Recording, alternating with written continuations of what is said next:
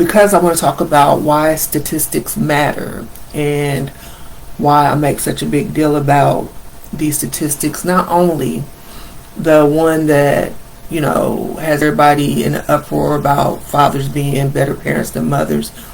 That statistic or that study does not exist. The argument, just for argument's sake, is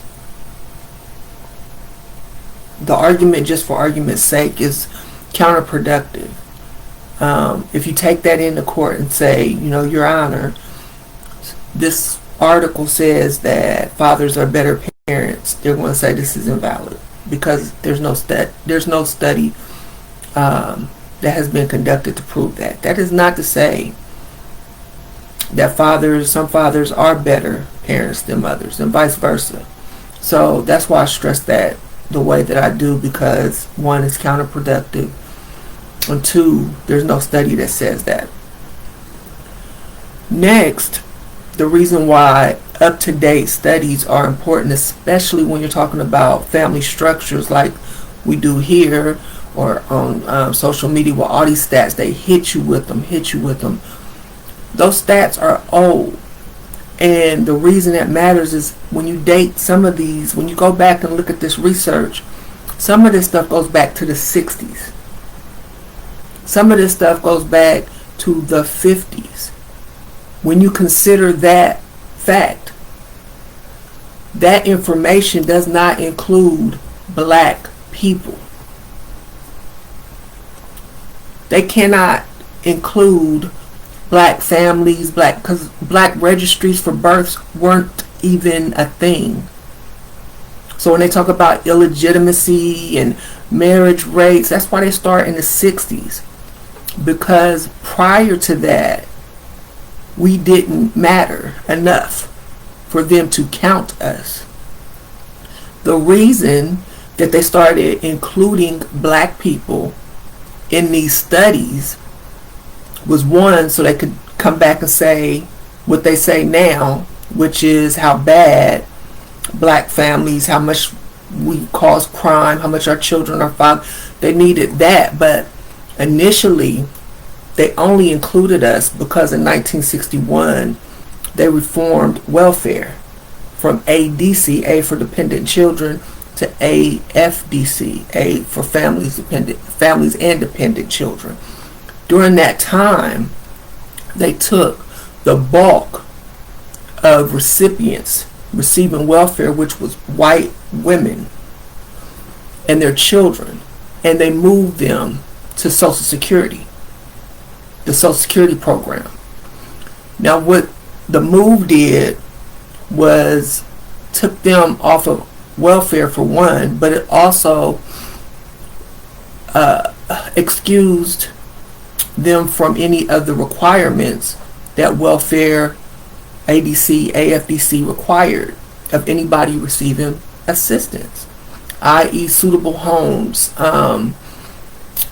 suitable substitute parents. You have to, you have to follow certain criteria. Well, you don't have to do that when you get Social Security.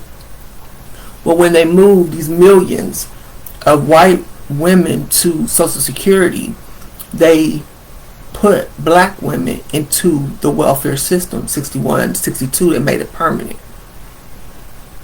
So then they started counting and really including us in these stats. But if you don't have any information from prior to 1960, then 1950 you start 1960 you start from scratch.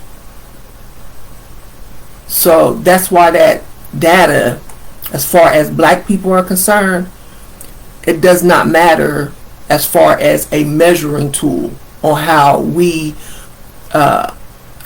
raise our families and our family structures. Another key to this information is that they always talk about two-parent homes versus single-parent homes back in this same time frame. Well, there was a great migration from the south to the north because the jobs pretty much were gone. You only had domestics and farmhands. for women in the field. So that had dried up. But prior to that, the men, black men, were going up north and coming back for their families. However, some did not come back.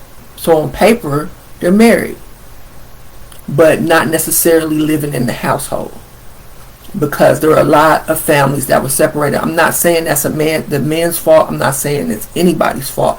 I'm just saying that's what happened. This is history. So just like pretty much everything else in this country, you got one side for white America, and you have the other side for black America. This is no different. Our family structures were not the same then, and now they try to put everybody together. But if you notice, they only talk about fatherlessness when they talk about black families.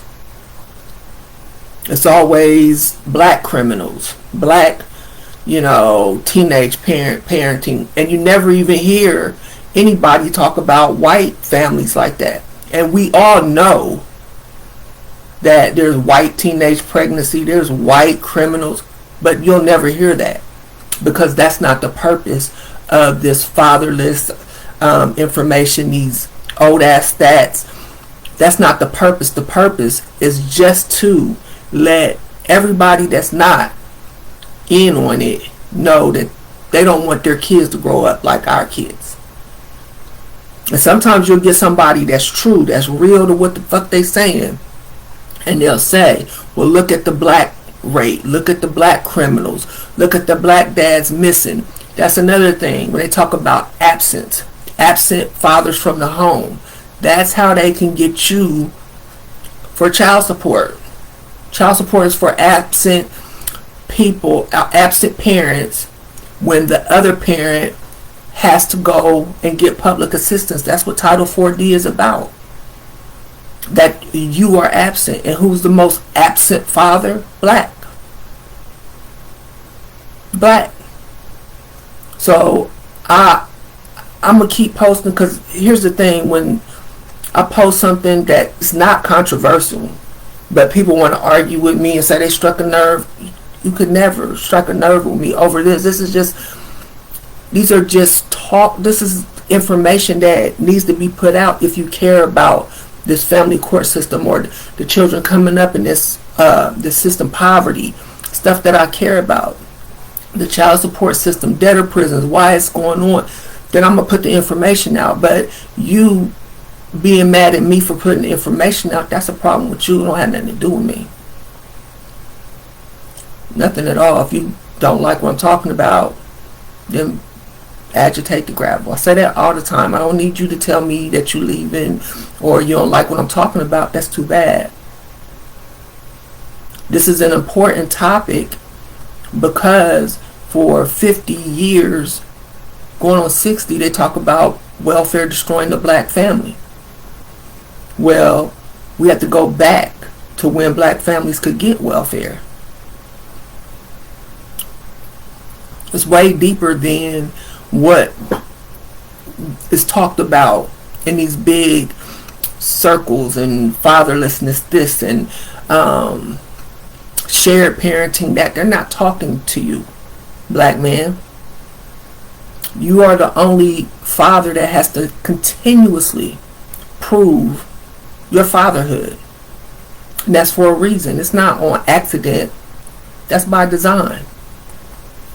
So if you're offended by what I'm saying, then good. Because what I'm talking about is not offensive, unless what I'm talking about somehow rubs you the wrong way and you think I'm racist because I'm talking about the same shit everybody's talking about. Everybody. So I'm just clearing it out, because I'm gonna start talking to a specific group of people, and I don't want to talk to nobody that's gonna call people names and belittle, and that's over there, that's back there. I did that.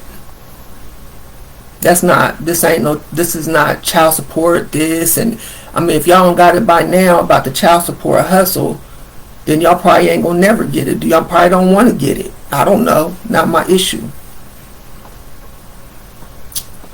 So, just my take, just in case anybody wonders why I'm putting this information out. I've been saying I'm gonna do it, but every time I say something, I get, these comments, So yeah, if you don't like what I'm about to talk about, which is welfare did not destroy the black family, those statistics are bullshit because we were not included in it. When they did include us in it, they had us as illegitimate, absent fathers, welfare mothers, all that good stuff. But when that Moynihan report was written, black people had only been on the rolls of welfare for less than 5 years. It was like 3 years. So you got to think of the research. Research is supposed to take an amount of time, significant amount of time, so that you can get the data that you need. There's no way Moynihan got the data that he needed for that report in 3 years, from 62 to 65. So we gotta stop believing everything that people tell us just because it sounds good, because that is not doing justice for the people that are supposed to have justice, and that is the children, because they deserve the best.